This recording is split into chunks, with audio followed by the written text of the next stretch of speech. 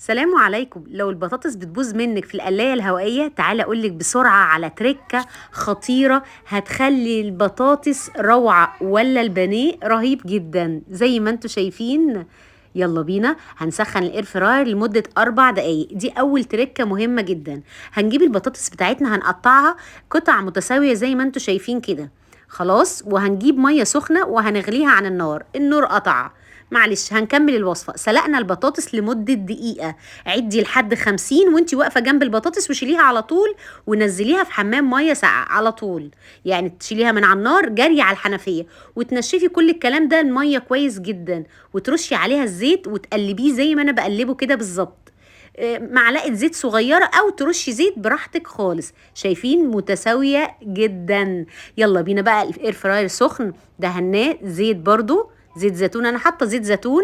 وهنحط بقى الورقه دي عشان ما تتوسخش مننا ولا تتحرق ولا تتلسع ولا اي حاجه. زي ما انتم شايفين كده تحفه.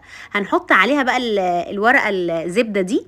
هنفرد البطاطس جنب بعض مش فوق بعض زي ما انتوا شايفين كده، علشان كل حاجة تستوي زي ما هتشوفوا حالا.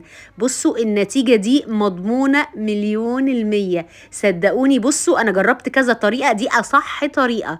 لا تطلع بقى معجنة ولا تطلع بيضة ولا الجو ده. هنحطها بقى ونبص عليها من الشباك لمدة قد ايه؟ نص ساعة. اول ربع ساعة قلبتها ورشيت عليها تاني، وتاني ربع ساعة طلعتها زي ما انتوا شايفين عشان وقت الفيديو. شايفين؟ تجنن. يعني اول ربع ساعة حطيت عليها الزيت وبعدين طلعتها وقلبتها ورشيت عليها زيت تاني زي ما انتوا شايفين. طلعتها بقى كانت روعة. يعني خدت قد ايه؟ خدت نص ساعة بالظبط في القلاية الهوائية. بس حاجة صحية وتحفة تحفة تحفة. مش قادرة اقول لكم جمالها. انا خلصتها وانا واقفة.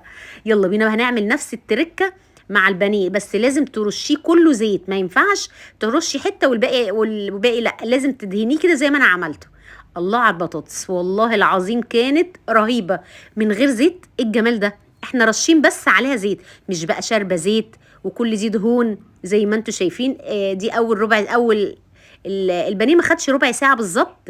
اول 5 دقايق طلعتها وقلبتها ورشيتها زي ما انتوا شايفين. اول ما الوش استوى. طبعا انا ببص عليه من الشباك اللي انتوا شايفينه الشفاف ده، بس نفعني جدا والله.